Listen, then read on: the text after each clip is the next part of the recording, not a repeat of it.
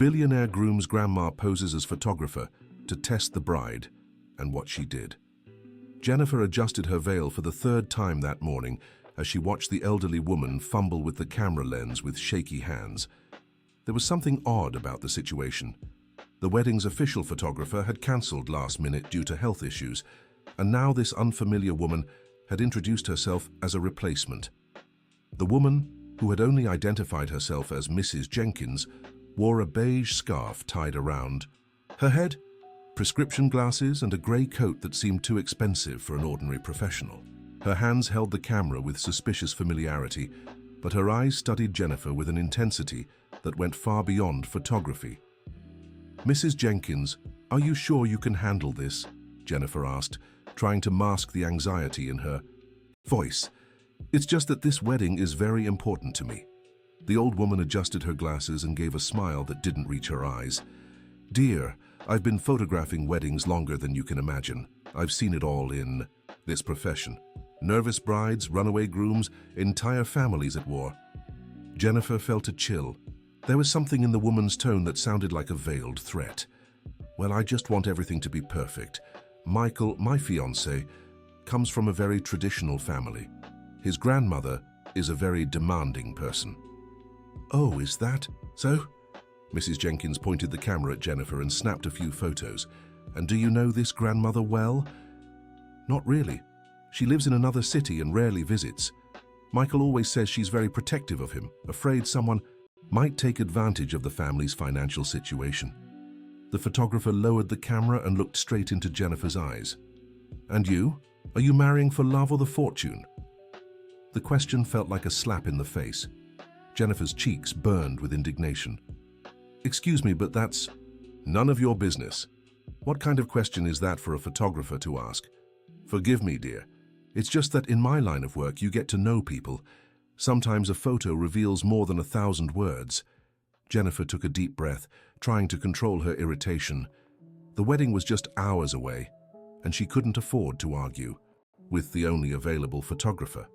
"Shall we start with the preparation photos? My maid of honor should be arriving soon." Mrs. Jenkins nodded, but her gaze remained probing. She began photographing the dress details, the flowers, the shoes, but Jennifer noticed the woman paid more attention to her reactions than the actual photography. Dear listener, if you're enjoying the story, don't forget to like and especially subscribe to the channel. It helps us newcomers a lot. Now, back to the story. Jennifer's maid of honor, Ashley, arrived carrying a huge bag and her usual cheerful demeanor. "Jen, you won't believe the traffic I had to deal with, and who is this lady?" "She's the replacement photographer, Mrs. Jenkins. The other one cancelled last minute." Ashley greeted the older woman politely, but Jennifer noticed she also found the situation strange. "Mrs. Jenkins, have you been doing wedding photography for long?" Ashley asked, as she helped Jennifer with her makeup. "I've worked in photography since I was young, but weddings are a more recent specialty. I enjoy observing people, understanding their true intentions." Again, that loaded statement. Jennifer exchanged a worried glance with Ashley. "What kind of observations?" Ashley pressed. "Well, did you know that statistically, 40% of marriages end within the first 5 years? And that most separations happen due to financial issues or infidelity." The mood in the room grew tense. Jennifer felt a wave of nervousness wash over her. "Mrs. Jenkins, I think you're confusing your job. We need a photographer, not a marriage counselor." The elderly woman let out a dry laugh. "You're right, dear, but allow me to ask a professional question. Do you really know your fiancé's family well?" "I know enough. I've met his parents, some cousins, and his grandmother. Isn't she coming to the wedding?" Jennifer hesitated. Michael had actually said his grandma was sick and couldn't travel, but she'd always suspected there was more to her absence. "She can't come. Health issues." "What a shame. She's a very important person in Michael's life, isn't she?" "How do you know my fiancé's name? I haven't told you yet." Mrs. Jenkins seemed to catch her slip. For a moment, her expression tightened. "Oh, I overheard you talking when I arrived. His name was on the ceremony prep list." The explanation sounded forced. Ashley and Jennifer exchanged another worried glance. "You know what?" Ashley said. I think we should call the agency that referred you and check your references. That won't be necessary, Mrs. Jenkins replied quickly. I have all my credentials. Right here in my bag. She rummaged through her brown leather purse and pulled out some crumpled papers. Jennifer examined the documents. They looked legitimate, but something about them seemed improvised. Mrs. Jenkins, can I be blunt? You're acting very strange. You're asking too many personal questions and seem to know things about my life I haven't shared. The elderly woman sighed and lowered her camera. You're right, I need to confess something. I'm not just a regular photographer. I also work as a private investigator. What? Jennifer and Ashley exclaimed together. Your fiancé's family hired me to run a small background check on you. Jennifer's world crumbled. Her legs weakened and she had to steady herself on the chair.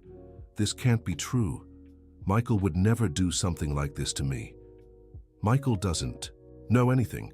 It was his family's idea, specifically his grandmother's. Ashley flushed with anger. What kind of nonsense is this? Who do you people think you are to investigate Jennifer? The Whitfield family has assets worth over $50 million. They need to protect themselves from ill-intentioned people. A mix of humiliation and fury burned in Jennifer's chest. Tears welled in her eyes. Ill-intentioned? I love Michael. I couldn't care less about his family's money. That's what we'll find out today. His grandmother, Mrs. Margaret Whitfield, gave me specific instructions on how to test your reactions in certain situations.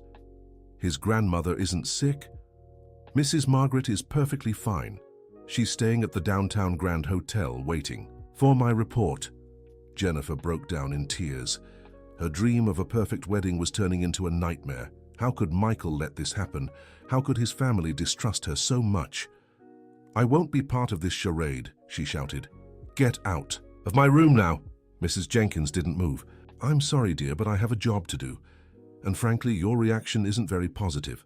An innocent bride wouldn't be this upset over a simple background check. A simple background check? You're questioning my honesty on my wedding.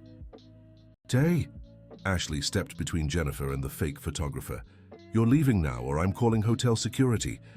That won't be necessary, but I'm not done yet. I need to observe the entire ceremony and see how she interacts with different family members. Jennifer stood up, wiped her tears, and stared straight at Mrs. Jenkins. You know what? Do your job. Take all the pictures you want. Watch my every move, because I have nothing to hide. I truly love Michael, and I'll prove it to you and his entire family. We'll see. The day is just beginning. Mrs. Jenkins raised the camera again and resumed taking photos, but now with an even sterner expression. Jennifer tried to compose herself. She couldn't let this situation ruin the most important day of her life. But deep down, a terrible doubt began to grow. Did Michael really know nothing about this? Did he also doubt her feelings? Ashley helped her friend finish her makeup, but the mood in the room had completely shifted. Every gesture was now being watched and analyzed by the undercover investigator. Jennifer, Ashley whispered, you need to tell Michael about this before the ceremony. And how am I supposed to do that? Tell him I just found out his family is investigating me 2 hours before the wedding. It's better than finding out later that this was a test and you failed. Mrs. Jenkins, who apparently had excellent hearing for her age, chimed in. I wouldn't advise telling Michael. It could compromise the investigation's results. You don't control me. Jennifer snapped back. If I want to tell my fiancé, I will. Of course you can. But think carefully. If he knows you found out, he might act differently during the ceremony. His grandma wants to see your natural reactions. Jennifer found herself at a terrible crossroads. If she told Michael, it might look like she was trying to manipulate the situation. If she didn't, she'd spend the whole day pretending she didn't know she was being tested. What exactly does his grandma want to find out about me? If you truly love Michael, or if you're just interested in the family's money. If you have any shady past that could harm the Whitfield's reputation. If you're a person of character, or just an opportunist. Each word felt like a stab to Jennifer's heart. How could anyone doubt her sincerity so much? And what kind of test are you going to put me through? You'll find out as the day goes on. But I can tell you some family members have been instructed to ask certain questions and watch your reactions. So the whole family is in on this charade? Not everyone. Just a few people, Mrs. Margaret. Trusts? A wave of paranoia washed over Jennifer. Now she didn't know who to trust, who was on her side and who was there to test her. Ashley's phone rang. It was the wedding coordinator saying the transportation to the cathedral was ready. Jen, we have to go. Decide fast. Are you telling Michael or facing this alone? Jennifer looked in the mirror one last time. Her dress was perfect, her makeup flawless, but her eyes betrayed the anguish inside. I'll face it alone. I can't risk Michael thinking I'm being dishonest or manipulative. Are you sure? Yes. If this family wants to test me, then let them. They'll find out who I really am. Mrs. Jenkins smiled for the first time since arriving. Interesting. That's exactly the attitude an innocent person would have. I'm not trying to prove anything to you. I'm just being myself. We'll see. The three of them left the room and headed to the car that would take them to the cathedral. The whole way, Jennifer tried to focus on the happiness of the moment, but she couldn't shake the feeling of being watched and judged. Mrs. Jenkins kept photographing everything: their exit from the downtown Grand Hotel, getting into the car, Jennifer's expressions along the way. Every click of the camera sounded like an accusation. When they arrived at the cathedral, Jennifer saw Michael already there, talking to some relatives at the entrance. Her heart filled with love and sadness. How could he look so happy and carefree when his family was plotting against her? Remember, whispered Mrs. Jenkins into Jennifer's ear, act naturally. Any forced behavior will be noted in my report. Jennifer took a deep breath and walked toward her future husband. Michael greeted her with a radiant smile and a tender kiss on the cheek. You look absolutely stunning, my love. I can't wait to see you walk down the aisle. I can't wait either, she replied, trying to sound sincere despite the turmoil in her mind. Is this the replacement photographer? Michael asked, noticing Mrs. Jenkins. Yes, Mrs. Jenkins, she'll be doing our wedding album. Michael greeted the investigator politely, suspecting nothing. Jennifer watched carefully as the older woman met the groom. There was something maternal in her gaze, a protectiveness that went beyond professionalism. It's lovely to meet you, Michael. Your bride is a very special young woman. I know, I'm the luckiest man in the world. Michael took Jennifer's hand and kissed it gently. In that moment, she was absolutely certain of her feelings. She truly loved this man, regardless of any family fortune. Michael, she said, gathering her courage, can I talk to you privately for a minute? Mrs. Jenkins immediately grew alert. Of course, love. Is something wrong? Jennifer glanced at the investigator, who was watching her with a warning expression. Was this her first chance to pass the test? If she revealed the investigation, would it prove her honesty or her manipulative nature? It's just, I'm a little nervous. It's normal, right? Completely normal. I'm nervous too, but it's the good kind, the happy kind. Michael hugged her tenderly, and Jennifer felt even worse for not having the courage to tell the truth. But how could she explain such a complicated situation just minutes before the ceremony? Shall we go in? The church is filling up, Ashley suggested, trying to ease the tension. As they entered the church, Jennifer was struck by the decorations. White and gold flowers adorned every pew, and the light filtering through the stained glass. Windows created a magical atmosphere. For a few moments she managed to forget her troubles and focus on the beauty of the occasion. But soon, her attention shifted to the guests. Every member of the Whitfield family was now a potential suspect. Who else was there to test her? Mrs. Jenkins began photographing the arriving guests, but Jennifer noticed she paid special attention to certain individuals. An aunt of Michael's, an older cousin, an elegant woman she didn't recognize. Who's that woman in the blue dress? Jennifer asked Ashley. I don't know, I've never seen her before. Mrs. Jenkins approached them. That's Mrs. Victoria, an old family friend, very close to Michael's grandma. Oh, Jennifer felt another chill, one more person to scrutinize her every move. The priest arrived and began organizing the final preparations. Jennifer was led to a side room where she would wait for her entrance. Mrs. Jenkins, she said to the investigator, can you give me any advice on how to pass this test? Just be yourself. If you're a good person, it'll show naturally. And if I fail? I can't reveal the consequences. That would be unethical. Jennifer's throat tightened.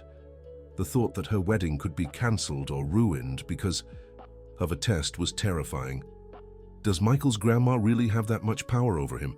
Mrs. Margaret raised Michael from childhood after his parents separated. She has a lot of influence over his major life decisions. Michael never told me his parents were divorced. There's a lot you still don't know about the Whitfield family. That revelation left Jennifer even more shaken. If Michael had kept important family details from her, what other surprises awaited her? The music began to play, signaling that the ceremony was about to begin. Jennifer looked at herself in the mirror one last time and tried to gather all the courage she had. Ashley, if anything goes wrong today, I want you to know that I truly love Michael. I know, Jen, and everything will be fine. You're a wonderful person, and any family would be lucky to have you. Mrs. Jenkins adjusted the camera and positioned herself to photograph the bride's entrance. Are you ready, dear? I am. But inside, Jennifer was terrified. She didn't know what traps awaited her during the ceremony, or how many people were there to judge her. All she could do was be true to herself and hope that would be enough. The church doors opened, and the wedding march echoed through the space. Jennifer began walking slowly down the aisle, smiling at the guests but feeling the weight of every gaze upon her. Michael waited for her at the altar, his eyes filled with tears of emotion. At that moment, she was certain that at least his feelings were genuine. When she reached the altar, the priest began the ceremony. Jennifer tried to focus on the sacred words, but she couldn't stop observing the expressions on Michael's family members. Who was truly happy about this marriage, and who was just following protocol? During the wedding vows, Michael spoke with a sincerity that touched everyone's hearts. Jennifer, you came into my life like a gift from God. I promise to love, respect, and protect you forever. When it was Jennifer's turn to speak, she felt every gaze intensify. This was her first big test. Michael, I love you more than any wealth in this world. I promise to stand by your side in joy and sorrow, in prosperity and hardship. Mrs. Jenkins photographed the moment intensely, capturing every expression on Jennifer's face. After the vows, the priest asked if there were any objections to the marriage. For a terrifying moment, Jennifer feared someone would stand up to question her suitability. But silence remained and the ceremony continued smoothly. When they were finally declared husband and wife, Jennifer felt a mix of relief and happiness. At least the first part had passed without major issues. Michael kissed her with a passion that made everyone sigh with emotion. In that kiss, Jennifer felt it was all worth it. But as they left the church, Mrs. Jenkins approached her again. Congratulations, Mrs. Whitfield. The first part of the test has been successfully completed. Now comes the harder part, the reception. What's going to happen at the reception? Some specific situations have been prepared to test your reactions to different stimuli. Remember, be natural. Jennifer held onto Michael's arm tightly. No matter what lay ahead, she would face it with dignity. The reception hall was decorated like a fairy tale. Crystals hung from the ceiling, exotic flowers adorned each table, and a gleaming dance floor occupied the center of the room. Guests began arriving, and Jennifer was formally introduced to several family members she didn't. No, every conversation now seemed loaded with hidden meanings. Mrs. Victoria, the woman in the blue dress, was one of the first to approach. Dear Jennifer, what a joy to finally meet you. Michael has spoken so much about you. The pleasure is mine, Mrs. Victoria. Tell me, what do you do for work? I'm an elementary school teacher. What a noble profession, and quite well paid these days, I imagine. The question sounded odd. Jennifer knew teachers weren't paid well, and everyone knew that. Actually, education still isn't valued, as it should be in our country, but it's a profession I love. Interesting, and your parents, what do they do? My father is a mechanic and my mother is a homemaker. Ah, a simple family. How nice that Michael could see beyond appearances. The comment felt like a jab. Jennifer felt her blood boil but kept her composure. My family may be simple, but they taught me values no money can buy. Mrs. Victoria forced a smile and walked away.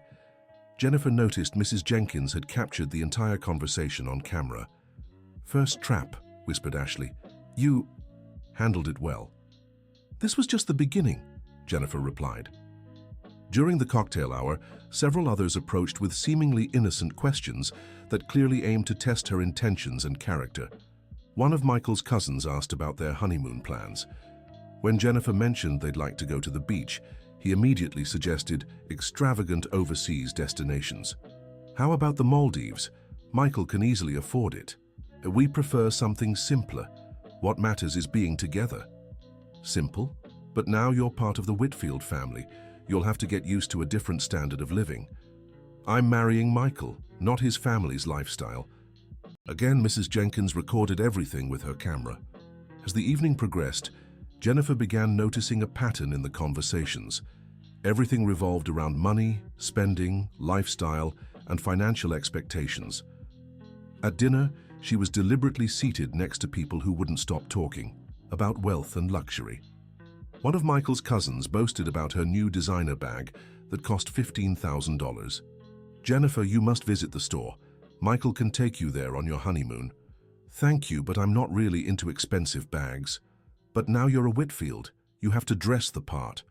"I dress according to my personality, not my last name." The cousin exchanged a meaningful glance with Mrs. Victoria, who was seated at the next table. Michael, busy chatting with other guests, didn't notice the tension building around his wife. During the newlyweds' dance, Jennifer finally had a few minutes alone with her husband. "Michael, can I ask you something?" "Of course, my love." "Why didn't your grandma come to the wedding? You said she was sick, but—" Michael hesitated. "Truth is, she never approved of our relationship from the start. Said I was too young to marry and should get to know your family better before making such a big decision." "And you didn't think it was important to tell me this before?" "I didn't want to worry you. I knew she'd come around eventually." Jennifer felt a pang of sadness. Michael had kept important details about his family's resistance from her. "Does she have that much influence over you?" "My grandma raised me after my parents split. She's the most important person in my life. Besides you now." "What if she never accepts me?" Michael stopped dancing and looked deeply into his wife's eyes. "That won't happen. She just needs to get to know you better. Once she sees the kind of person you are, she'll love you as much as I do." For a moment, Jennifer was tempted to tell him about the investigation, but something held her back. Maybe fear of disappointing Michael about his grandma, or hope that she could prove her integrity through her own actions. The song ended, and they returned to their tables. Mrs. Jenkins immediately approached. "Such an intimate moment. May I photograph you two by the cake table?" During the photos, the investigator asked seemingly casual questions. "Jennifer, are you excited to get to know Michael's family better?" "Of course. Family is very important." "And do you plan to take an active role in the family business?" "I don't know much about business. I'd rather focus on my own career." "Even knowing you could have a much more comfortable life?" "Comfort isn't the most important thing in life." Michael laughed. "That's why I fell in love with her. Jennifer has her feet on the ground and solid values." Mrs. Jenkins smiled and kept taking pictures, but Jennifer noticed she was mentally noting every answer. Dear listener, if you're enjoying the story, don't forget to like and especially subscribe to the channel. It helps us a lot as we're just starting out. Now, back to the story. The party continued with musical performances, emotional speeches and lots of dancing. But Jennifer couldn't fully relax. The feeling of being constantly evaluated kept her on edge. Around 10 at night, an unexpected situation tested her patience even further. One of the waiters spilled red wine on the dress of an important guest, who immediately started complaining loudly. "Such incompetence! This dress cost $3,000. Jennifer stepped in to help. "Calm down, ma'am. It was an accident. Let's see if we can clean it." "You don't understand, dear. This dress is imported. It's not something you can just buy anywhere." "I understand you're upset, but yelling at the waiter won't solve the problem." The woman looked at her with disdain. "You still don't understand how things work in this social circle, do you?" Jennifer felt the provocation but kept her cool. I understand accidents happen, and treating people with respect is more important than any dress. Respect? This waiter just ruined an extremely expensive dress, and you just humiliated someone who was trying to do their job as best they could. The argument started drawing attention. Michael came over to see what was happening. Jennifer, what's going on? Just a little accident. Nothing that can't be resolved with kindness and understanding. The offended guest turned to Michael. Your wife just disrespected me in front of all the guests. Michael looked surprised at Jennifer. What disrespect? I only suggested we treat the waiter with courtesy. Courtesy? He ruined my dress. Michael was in a tough spot. Defend his wife or calm down an important family guest. I'm sure it was a misunderstanding. Let's handle this civilly. Jennifer was disappointed by her husband's neutral reaction, but understood his difficult position. Mrs. Jenkins, of course, captured the whole scene with her camera. Later, when things had settled, Ashley approached Jennifer. Did you notice that woman provoked the situation on purpose? What do you mean? She kind of bumped into the waiter just as he was serving the wine. It seemed intentional. Jennifer glanced toward the guest and saw her chatting animatedly with Mrs. Victoria. The two looked her way and exchanged conspiratorial smiles. I think it was another test, Jennifer murmured. And you passed. You showed you have character and won't be intimidated by arrogant people. But Jennifer wasn't so sure. Michael had hesitated to defend her publicly, and that worried her. Around midnight, the speeches began. Michael's father gave an emotional talk about his son and wished the couple happiness. Some uncles and cousins also shared warm words. When it was Jennifer's turn to thank everyone, she stood up with her heart racing. She knew her words would be scrutinized. I want to thank everyone for being here on this special day. Michael, thank you for choosing me as your life partner. I promise our union will be built on love, respect, and honesty. And to the Whitfield family, I hope to earn your affection not with words but with actions. I want to prove I'm worthy of being part of this family. The speech was applauded, but Jennifer noticed some doubtful expressions among Michael's relatives. Mrs. Jenkins approached her after the speech. Interesting choice of words. Prove you're worthy sounds like you knew you were being tested. Jennifer felt her blood run cold. Had she given herself away? It's a common phrase. Every daughter-in-law wants to earn her husband's family's respect. Of course. I just found it curious. The party was winding down, and Jennifer felt emotionally exhausted. She had spent hours being watched, tested, and judged by people she barely knew. As the guests were saying their goodbyes, Mrs. Victoria approached her one last time. Dear, it was a pleasure meeting you. I'm sure Michael's grandmother will be very interested to hear how the wedding went. You're going to speak with her? Oh yes, we're very close. I'll tell her everything in detail. Another confirmation that Jennifer had spent the entire day being evaluated. When they were finally alone in their hotel room, Michael hugged his wife tenderly. It was a perfect day, my love. Perfect? Jennifer couldn't hide the exhaustion in her voice. You didn't have fun? I did, but I felt a strange tension, like some people were judging me the whole time. Michael sighed. I know my family can seem a bit formal sometimes, but they just need to get used to you. Michael, can I ask you something? Did you really not know your grandmother had reservations about our marriage? I knew she was concerned, but I thought it was natural. She's always been protective of me. What if she never accepts me? Michael cupped Jennifer's face in his hands. She will. It's impossible not to like you once someone really gets to know you. Jennifer wanted to believe those words, but she still felt a weight in her chest. The day that should have been the happiest of her life had been marked by suspicion and distrust. Michael, is your family as wealthy as everyone keeps saying? Why do you ask? During the party, several people made comments about wealth, spending, lifestyle. It felt like they were testing me to see if I was a gold digger. Michael laughed. My family has a successful business, but we're not as rich as people think. Appearances can be deceiving. That information only confused Jennifer more. If the family wasn't that wealthy, why all the paranoia with investigations and tests? That night, it took her a long time to fall asleep. Her mind kept replaying every conversation, every look, every strange situation she'd experienced. The next morning, as they were having breakfast, Michael got a call that left Jennifer uneasy. "Hello, Grandma." "What do you mean? Today? But we had plans to travel." "Okay, I understand." He hung up with a worried expression. "What happened?" Jennifer asked. "My grandmother arrived in town this morning. She wants to meet us today." Jennifer's stomach twisted. "I thought she was sick. She said she suddenly felt better and decided to come meet my wife." "Michael, there's something strange about this." "What do you mean?" Jennifer took a deep breath. It was time to tell the truth. "Yesterday, I found out our wedding. Photographer was actually a private investigator hired by your grandmother to spy on me." Michael nearly dropped his coffee cup. "What? That's impossible.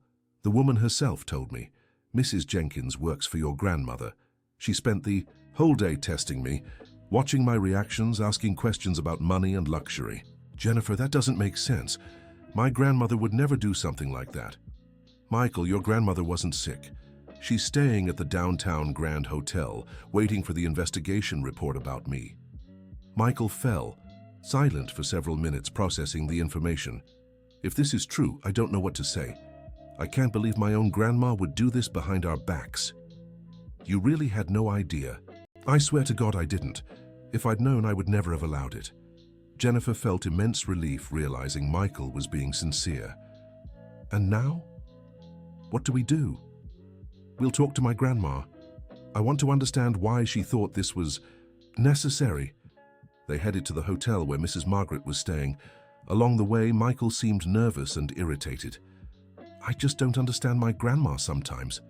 Why wouldn't she talk to me before making a decision like this? Maybe she thinks you don't see clearly when it comes to feelings. Or maybe she doesn't trust my judgment." When they arrived at the hotel, they were directed to the suite where Mrs. Margaret was waiting. Jennifer was extremely nervous to finally meet the person who had orchestrated the whole situation. Mrs. Margaret Whitfield was an elegant woman in her 70s, with neatly styled grey hair and expensive clothes. Her eyes revealed intelligence and determination.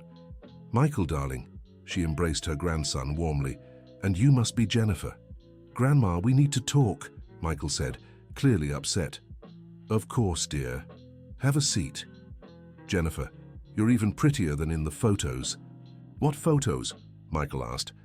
"The ones Mrs. Jenkins took yesterday at the wedding, of course." Michael looked at Jennifer with a confirming expression. Now he knew it was all true. "Grandma, did you hire a private investigator to spy on my wife?" "I did, and I don't regret it." "How could you do this? Without talking to me, without warning?" "Michael, you're in love. Men in love don't see clearly. I needed to be sure what kind of person this girl really is." Jennifer felt anger rising in her throat, but tried to stay composed. "Mrs. Whitfield, with all due respect, you had no right to investigate me without my knowledge." "Dear, when there's a fortune to protect, you can never be too careful." "I have no interest in your family's fortune. I love Michael, not his money." "That's what we'll find out." Michael stood up, visibly angry. "Enough, Grandma.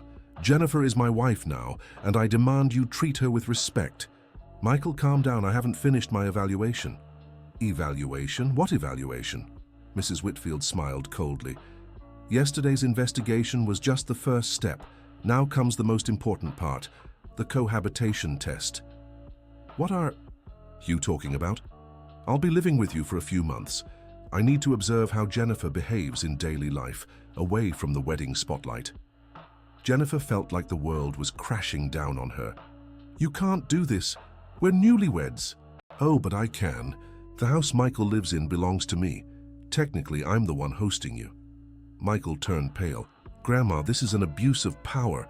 You can't invade our privacy like this." "It's not an invasion. It's protection. If Jennifer is as good-hearted as she claims, my presence shouldn't bother her. It's not about being bothered. It's about respect and boundaries." Mrs. Whitfield turned directly to Jennifer. "And you, dear, what do you think of my proposal?" Jennifer found herself in an impossible situation. If she agreed, she'd be accepting a humiliating arrangement. If she refused, She might seem like she had something to hide. Mrs. Whitfield, I have nothing against spending time with you, but I don't think this is the right way to build a healthy family relationship. Interesting, go on. A relationship based on distrust and investigations can't lead to anything positive. If you want to get to know me better, let it be through honest conversations, not tests and traps. You dare tell me how to run my family? I'm suggesting how we can build a respectful relationship between us. Michael watched the conversation between the two most important women in his life with a heavy heart. Grandma, Jennifer is right. This isn't the proper way to handle the situation. Michael, you're too young to understand certain things. I've seen many women get close to wealthy men with ulterior motives. But you haven't even gotten to know Jennifer properly yet. Exactly why I need to spend time with her. Jennifer took a deep breath and made a decision that surprised everyone. All right, I accept your proposal. Jennifer, Michael exclaimed. No, Michael. If your grandmother needs proof of my character, I'll give her that proof, but on one condition. What condition? Mrs. Margaret asked. Total transparency. No undercover investigators, no secret tests, no traps. If we're going to live together, let it be honestly. Interesting. Anything else? I want a deadline. I won't live under suspicion forever. 2 months. If in 2 months you're not convinced of my character, Michael and I will move somewhere else. Mrs. Margaret seemed surprised by the counteroffer. Are you trying to negotiate with me? I'm trying to set fair terms for both sides. And if I refuse your conditions, then I respectfully decline your proposal of living together. Michael looked at his wife with a mix of pride and apprehension. Jennifer was standing up to his grandmother as an equal. Mrs. Margaret fell, silent for a few minutes, clearly weighing the situation. Very well, I accept your terms. 2 months of honest cohabitation, but if during that time I discover anything suspicious about you, Michael will have to choose between his family and you. And if you find nothing suspicious, then I'll officially welcome you as a member of the Whitfield family.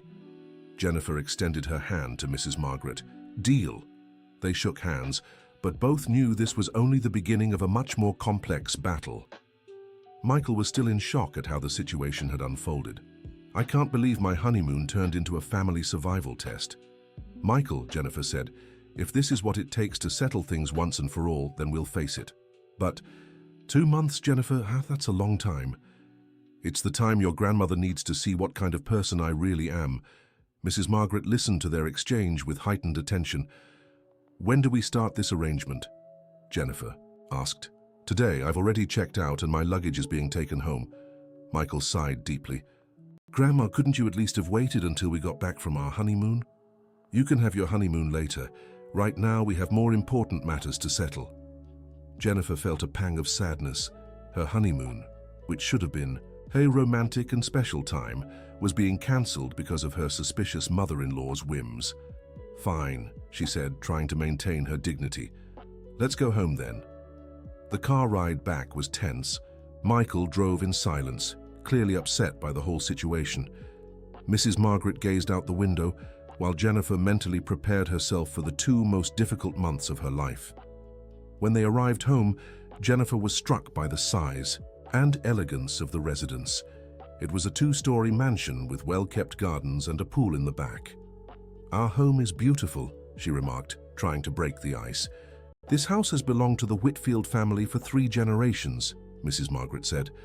There's a lot of history and tradition within these walls. It must be exciting to live in a place with so much history. It is, and I hope it remains, a respectful and harmonious home. Michael helped Jennifer with the luggage, while the housekeeper, Mrs. Wilson, prepared Mrs. Margaret's rooms. Mrs. Wilson, Michael said, I'd like to introduce my wife, Jennifer. The housekeeper, a middle-aged woman with a serious expression, greeted Jennifer politely. Pleasure to meet you, ma'am. If you need anything, I'll be at your service. Thank you, Mrs. Wilson. I hope we'll get along well. Mrs. Margaret approached the two. Wilson, you'll be my eyes and ears in this house. I want to know everything that happens. Jennifer felt a wave of indignation. Mrs. Margaret, we just agreed on total transparency. That includes not using the housekeeper as a spy. It's not spying. It's supervision. Call it what you want, but I won't accept others being instructed to watch me. Michael supported his wife. Grandma, Jennifer is right. If we're doing this, let's do it properly. Mrs. Margaret seemed irritated, but reluctantly agreed. Fine, Wilson, just keep the house running as usual. The housekeeper nodded and left, clearly confused by the situation. Jennifer went upstairs to the room she'd share with Michael and collapsed onto the bed, emotionally exhausted. What have I gotten myself into? She whispered to herself. Michael sat beside her. Jennifer, you don't have to do this. We can leave right now and rent an apartment. No, Michael. If I run away now, your grandmother will always think I had something to hide. I'd rather face this head on. But 2 months will fly by, and in the end we'll have our normal lives back. Michael hugged his wife tenderly. I love you so much. You're so brave. I'm just fighting for our love. That evening during dinner, Mrs. Margaret began her observation more discreetly. She asked seemingly casual questions about Jennifer's life, her future plans, her family. Jennifer, will your parents visit us soon? They're planning to come next weekend. How nice. I'm looking forward to meeting them. I'm sure you'll get along well. Has your father been in mechanics for long? Since he was 18, he owns his own auto repair shop. An honest profession. And your mother never worked outside the home. She did when I was little, but later decided to focus on the family. Interesting. And do you plan to do the same? Stop working now that you're married. Jennifer sensed the trap in the question. I don't plan to stop working. I love my job. Even though you could have a more comfortable life, financial comfort isn't everything. Professional fulfillment matters too. Michael smiled, proud of his wife's answer. Grandma, you should see how much Jennifer's students adore her. She's a fantastic teacher. I'm sure. And do you plan to have children soon? The question caught Jennifer off guard. We do, yes, but we're in no rush. We want to enjoy married life first. Children are the most important thing in a family. They carry on the legacy. I agree, but I believe children should be planned and wanted, not just to meet family expectations. Mrs. Margaret raised an eyebrow. Family expectations matter too. They do, but they shouldn't be the only motivation for such big decisions. Michael watched their conversation, ready to step in if needed. After dinner, Jennifer helped Mrs. Wilson clear the table, despite the housekeeper's protests. You don't have to do this, ma'am. It's my job. I don't mind helping. I like feeling useful, Mrs. Margaret observed from the living room, clearly assessing the behavior. Jennifer's always been like this, Michael commented. She doesn't like being waited on, prefers doing things herself. Interesting, Mrs. Margaret murmured. On Monday, Jennifer returned to work at Pinecrest Elementary School. Mrs. Margaret asked to accompany her under the pretext of getting to know her professional routine better. Mrs. Margaret, are you sure you want to spend the morning at an elementary school? Yes, I am. I want to see you in action. All right, but please don't interfere with the activities. The children might get confused by the presence of strangers. At the school, Jennifer introduced Mrs. Margaret to the principal and some of her co-workers. Everyone was impressed by the visitors' elegance. This is my husband's grandmother, Jennifer explained. She wanted to see where I work. During the lessons, Mrs. Margaret sat at the back of the classroom and watched closely as Jennifer interacted with the children. She was struck by the patience, warmth, and dedication Jennifer showed. One of the students, Lily, a 7-year-old, approached Mrs. Margaret during recess. Are you teacher Jennifer's grandma? No, sweetheart. I'm her husband's grandmother. Oh, teacher Jennifer is really nice. She helped me when my mom got sick. How did she help you? She brought food to our house and stayed with me at the hospital when my mom had surgery. Mrs. Margaret was surprised by this information. That was very kind of her. Teacher Jennifer always helps everyone. Once she paid for Tommy's medicine when his mom didn't have money. These revelations had a deep impact on Mrs. Margaret.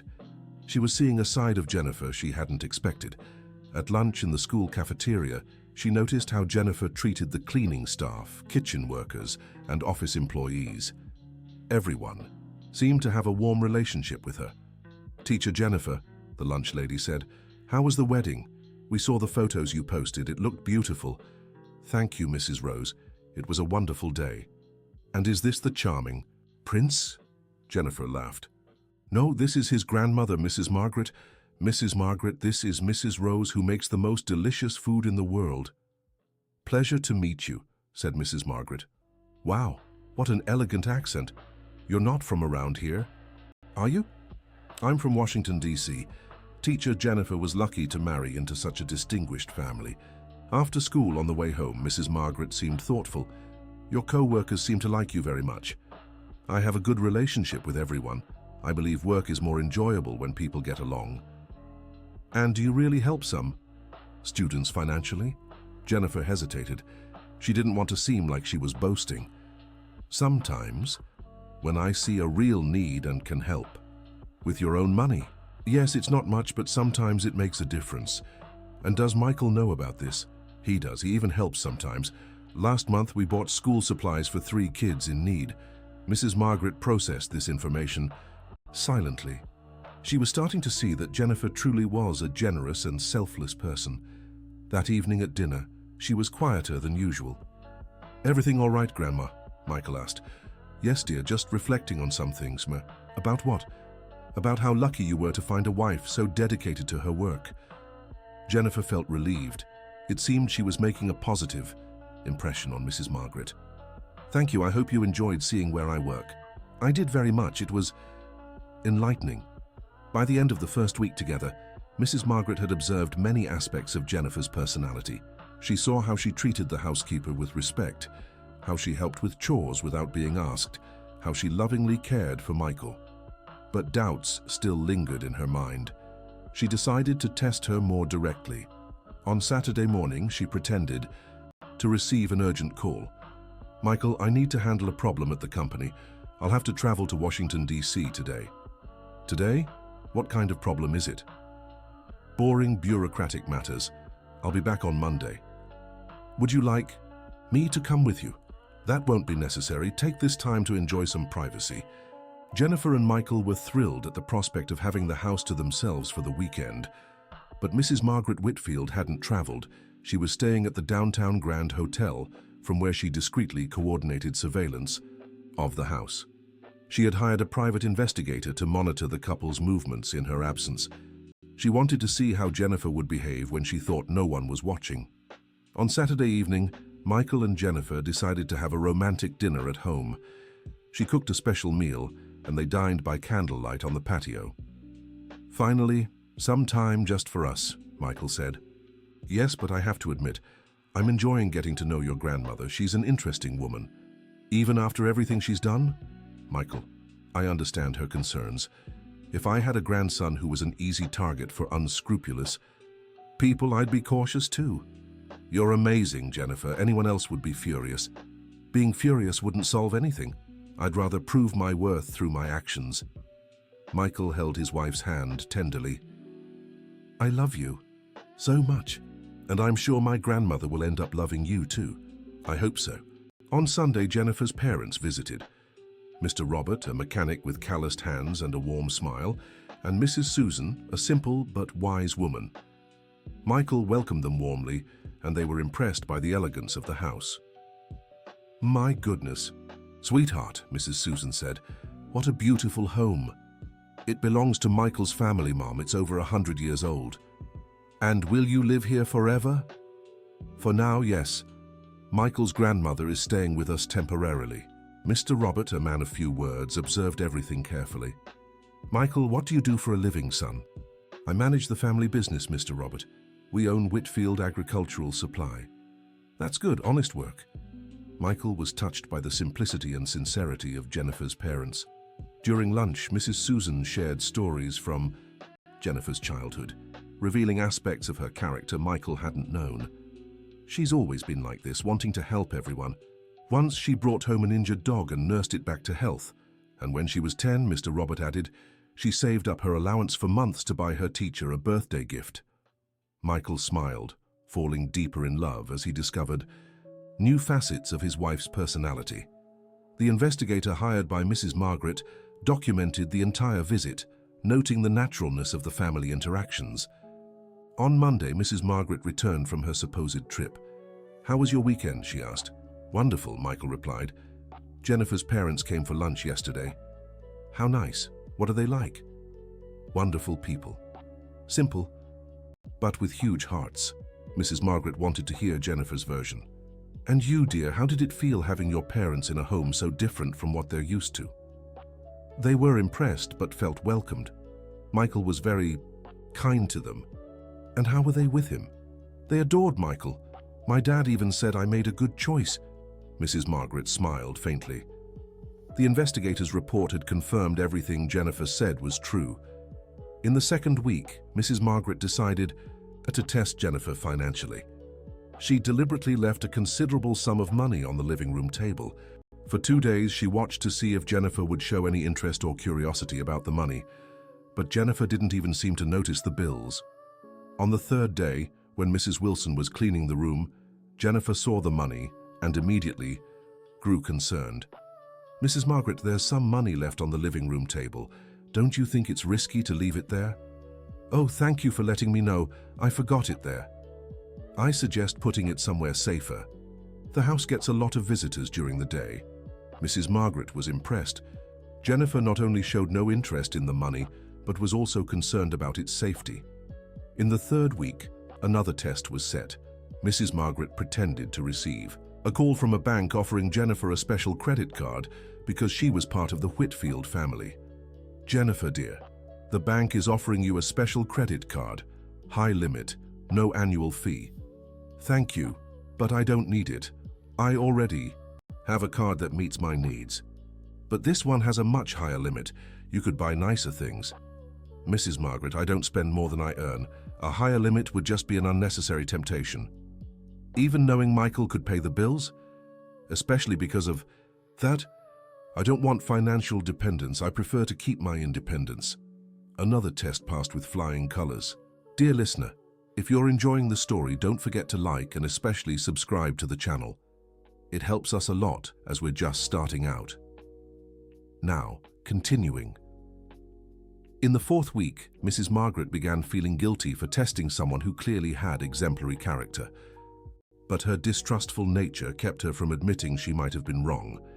One afternoon, while having tea in the garden, she decided to ask more direct questions. "Jennifer, may I ask what your life expectations are now that you're married?" "To Michael." "Expectations? I'm not sure I understand. How do you see your future? What changes do you plan to make in your life?" "I don't plan any drastic changes. I want to keep working, build a solid family with Michael, travel a bit when possible." "And what about the family business?" "Michael has explained a little about the company. It's interesting, but I don't plan to get directly involved. Everyone has their own expertise, even knowing you could have a share in the profits." "Mrs. Margaret, I married Michael because I love him, not because I want a stake in the family business." "But now you're part of the family. You have rights." "I have the right to be happy with the man I love. That's enough for me." Mrs. Margaret was starting to believe Jennifer was truly sincere, but there was one final test she wanted to try.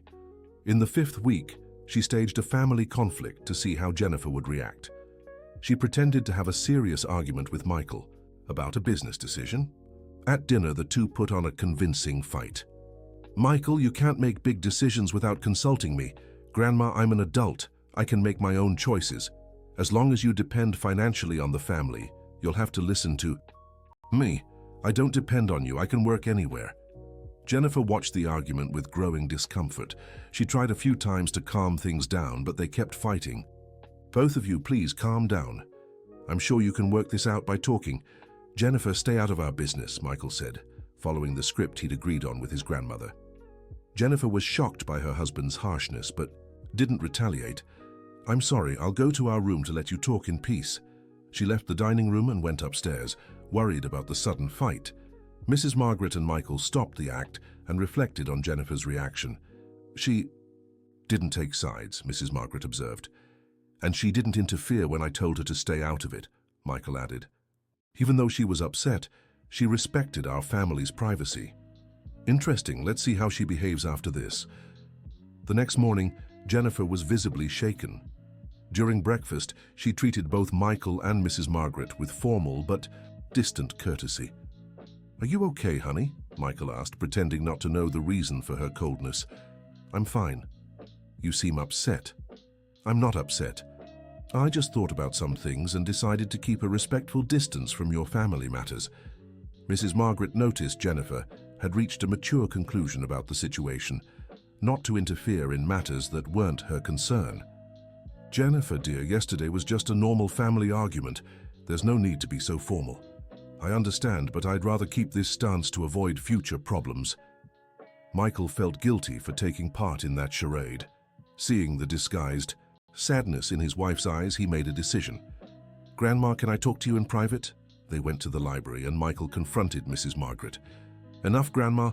These tests have to stop." "What do you mean?" "Jennifer has proven time and again that she's a person of integrity. Continuing to test her is cruel." "Michael, we haven't even reached half the agreed-upon time." "I don't care about the time. My wife is suffering because of these artificial situations you create. She's passed every test so far. She should be happy. She doesn't know they're tests. To her, they're real situations that leave her confused and hurt." Michael was right. Mrs. Margaret was being unfair by subjecting Jennifer to constant tests without her knowledge. "What do you propose? That you stop the tests and start getting to know Jennifer for real, talk like normal people, build a genuine relationship." Mrs. Margaret sighed. Deep down, she already knew Jennifer was special, but her pride kept her from admitting she'd been wrong from the start. "Fine, but I still want to complete the time we agreed on. No more tests." "No more tests." Michael returned to the bedroom and found Jennifer packing her bags. "What are you doing?" "I think it's best if I spend a few days at my parents' house. You need to sort out your family issues without my interference." "Jennifer, you can't." "Leave." "Why not? You and your grandmother made it clear yesterday that I shouldn't meddle in family matters." "That was complicated. It wasn't what it seemed. Michael, ever since we got married, our life has been a minefield. Your grandmother tests me constantly. You're torn between her and me, and I feel like an intruder in my own home." Michael sat on the bed and took his wife's hands. "Jennifer, I need to tell you something. The argument yesterday between me and Grandma was staged." "What do you mean?" "It was another test. She wanted to see how you'd react to a family conflict." Jennifer turned pale. "You both deceived me." "I know it was wrong, but Grandma kept insisting on these tests and I..." "Michael, you treated me like a lab rat. How could you do this to me?" She began crying in anger and disappointment. "I feel humiliated. For over a month you've been testing me, judging me, creating fake situations to see how I'd react." "Jennifer, forgive me. I know it was terrible." "It's not just terrible, Michael. It's disrespectful, dishonest, and cruel." Michael had never seen his wife so hurt. "What can I do to make this right?" "Nothing. You've broken my trust. How will I ever know if a situation is real or just another test?" Jennifer finished packing her bag and headed for the door. "Where are you going?" "To my parents' house. I need time to think." "For how long?" "I don't know. Maybe forever." Michael felt his world crumbling. He had lost the woman he loved because of his grandmother's paranoia.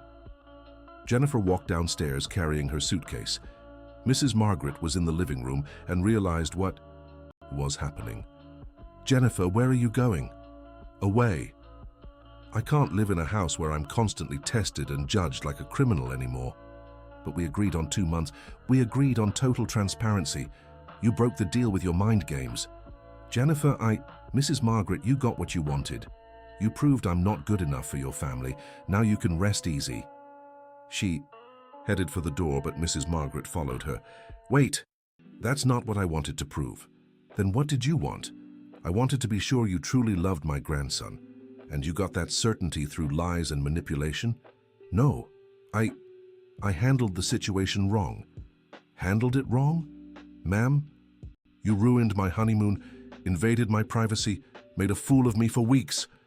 Michael came running down the stairs. "Jennifer, please don't leave. We can fix this." "You fix it, Michael. Figure out who's more important in your life, your wife or your grandma. You are, you always have been. Then why did you go along with all these ridiculous tests? Michael didn't know how to answer. He knew he'd acted like a coward.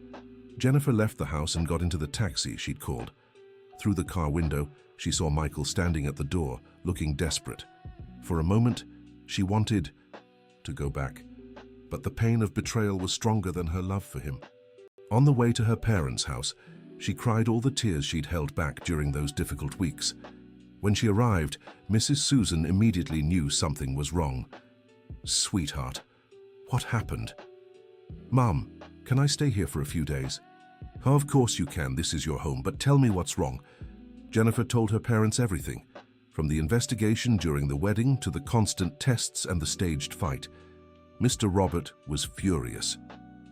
"What kind of family treats you like a suspect?" "Robert, calm down," said Mrs. Susan. "It's complicated."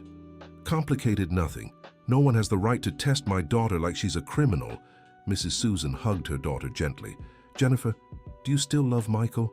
"I do, Mom, but I don't know if I can forgive what he did. And his grandmother. I don't think she'll ever truly accept me. To her, I'll always be the poor girl who married the rich grandson." "Sweetheart, sometimes people act badly because they're scared, not because they're cruel." "Scared of what?" "Scared of losing what matters to them. Maybe that grandmother is afraid of losing Michael." Jennifer thought about her mother's words. Maybe Mrs. Margaret really was driven by fear, not malice. Meanwhile, at the Whitfield mansion, Michael and Mrs. Margaret had the most serious conversation of their lives.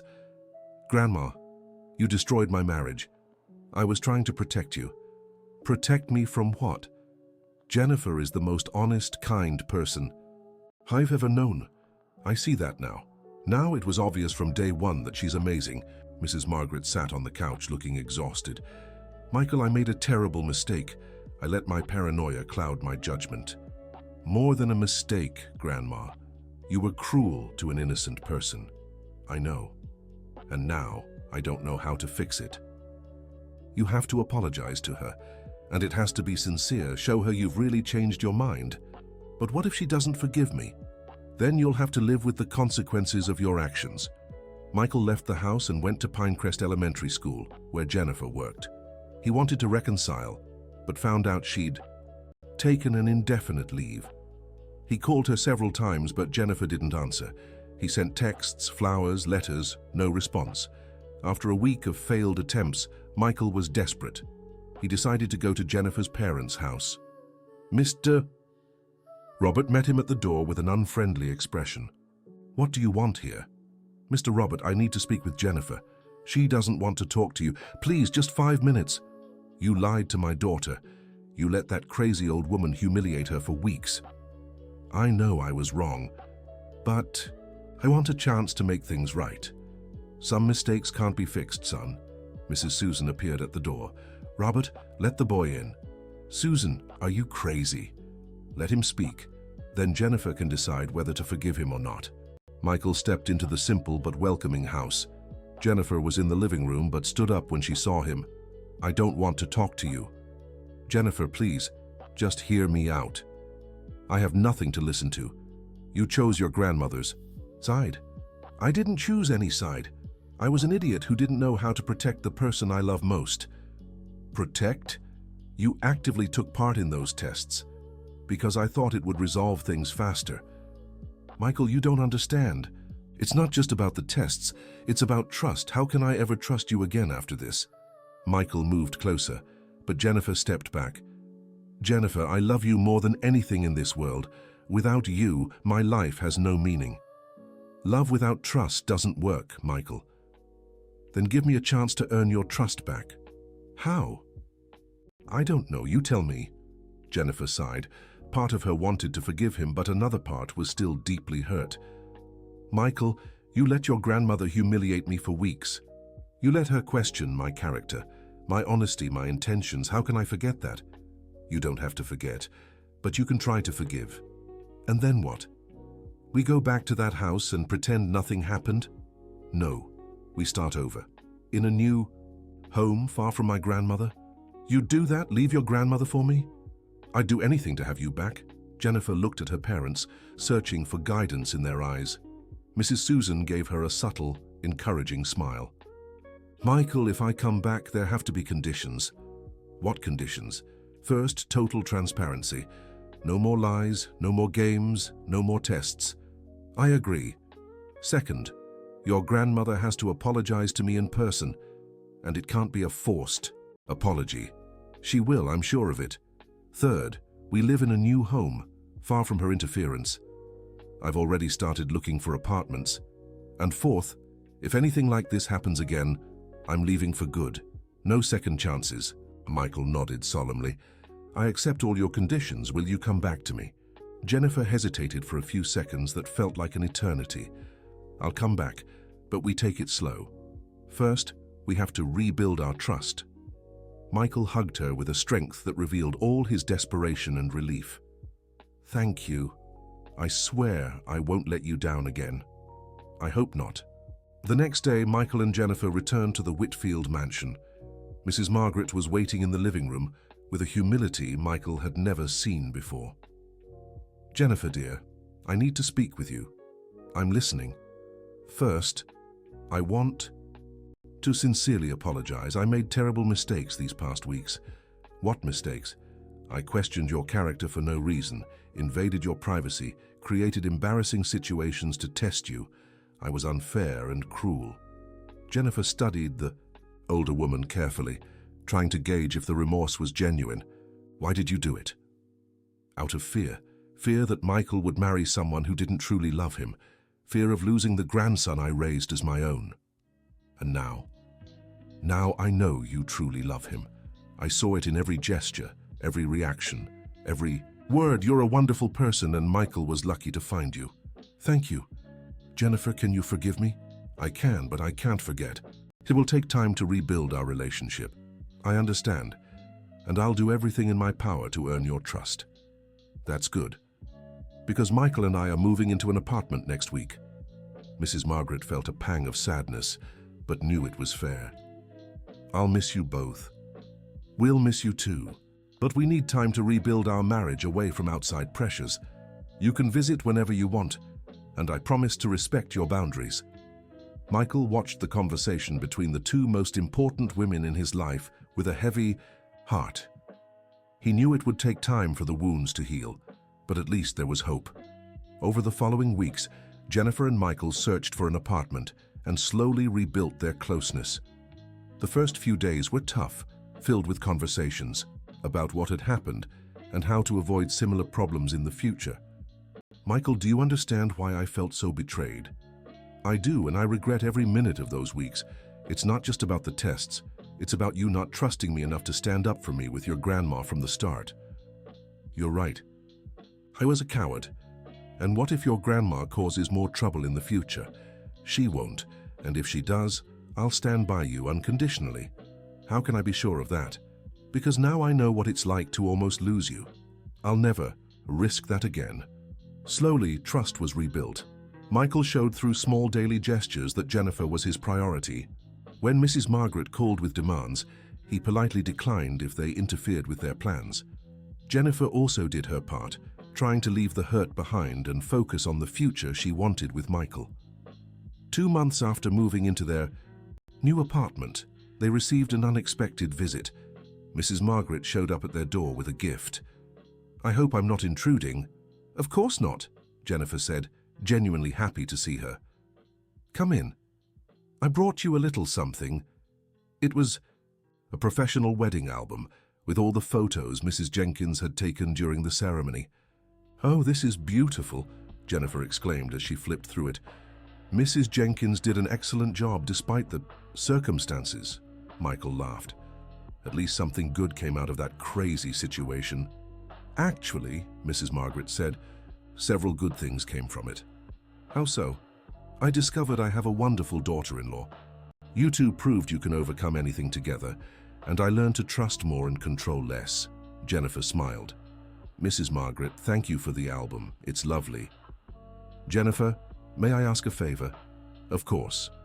I'd love for you both to visit me regularly again. I miss your company." "Absolutely. How about next Sunday for lunch?" "That would be wonderful." From that day on, a new dynamic settled between them. Mrs. Margaret learned to respect the couple's boundaries, and Jennifer realized that, despite her flaws, her mother-in-law deeply loved and only wanted to protect her family. 6 months. Later, when Jennifer found out she was pregnant, Mrs. Margaret was one of the first to know. "Grandma, you're going to be a great grandma," Michael announced, beaming. "What joy," Mrs. Margaret hugged Jennifer tenderly. "I'll be the best great-grandma in the world." "I'm sure you will," Jennifer said, "and I promise I won't make the baby take any tests to prove it loves me." Everyone laughed at Mrs. Margaret's joke. During the pregnancy, she became an endless source of support and affection, always helping where she could while respecting the couple's decisions. When the baby was born, a beautiful girl named Emma, Mrs. Margaret teared up as she held her for the first time. "She's perfect," she whispered. "Just like her mother," Michael said. "Michael, you can't say that in front of your grandma," Jennifer teased. "Yes, I can, because now she knows it's true." Mrs. Margaret smiled. "I always knew." It only took me a little while to admit it.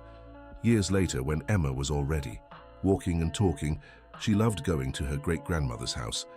Mrs. Margaret had become a sweeter, less controlling woman, perhaps matured by the experience of nearly losing her family because of her distrust. One afternoon, as Jennifer and Mrs. Margaret watched Emma playing in the garden, the older woman made a confession. "Jennifer, can I tell you something?" "Of course." "From the first day I saw you, I knew you were special. Even when I pretended to be a photographer, I could see your sincerity. Then why did you keep testing me?" "Pride, fear of admitting I was wrong. And maybe a little jealousy at having to share Michael's love. Mrs. Margaret, love doesn't shrink when it's shared, it grows. I learned that from you. My life became so much richer after you joined our family. Mine too. Jennifer, thank you for not giving up on us.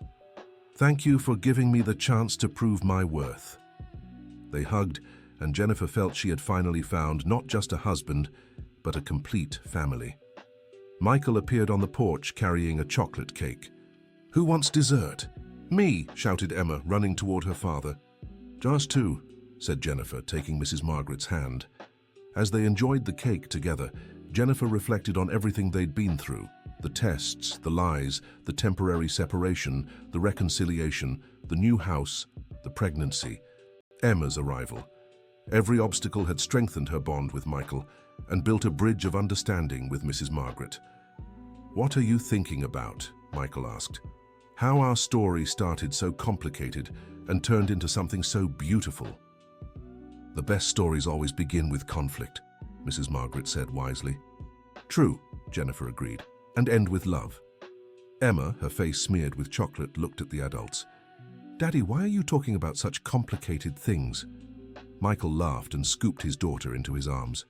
"We're talking about how good it feels to be a family, Princess." "Oh, and Grandma Margaret is part of our family." "Of course she is." "Good. I like Grandma Margaret.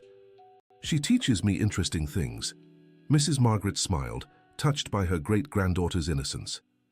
"And you teach me even more interesting things, my dear." On that sunny afternoon, surrounded by the people she loved, Jennifer remembered the words she'd spoken at her wedding. "I promise to stand by you in joy and sorrow, in prosperity and hardship." She had kept that promise. She had faced the hardships, overcome the sorrows, and could now enjoy the happiness of a united family. Mrs. Margaret, watching her grandson, daughter-in-law, and great-granddaughter's joy, realized her tests had been unnecessary from the start. True love doesn't need to be tested, only nurtured and protected. "Jennifer," she said softly, "thank you for passing the most important test of all." "What test?" "The test of time. You proved that true love overcomes any obstacle." Michael wrapped his arms around the two most important women in his life, and Emma joined the family hug. "Now we're a real family," Emma said with childlike wisdom. "We always were," Jennifer replied. "We just had to figure it out." And so, the story that began with distrust and tests became a beautiful tale of love, forgiveness, and the importance of giving second chances to those who truly deserve them. Mrs. Margaret learned that protecting those we love doesn't mean controlling them, but trusting their choices.